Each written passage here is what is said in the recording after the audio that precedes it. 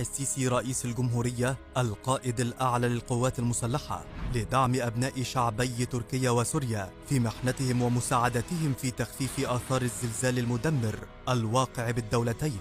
والذي أدى إلى حدوث آثار تدمير كبيرة بالإضافة إلى سقوط أعداد كبيرة من الضحايا والمصابين. أقلعت 5 طائرات نقل عسكرية من قاعدة شرق القاهرة الجوية محملة بكميات كبيرة من الأدوية والمستلزمات الطبية المقدمة من وزارة الصحة والسكان إلى أبناء البلدين لمساعدتهم في تخفيف الآثار الناجمة عن الزلزال المدمر.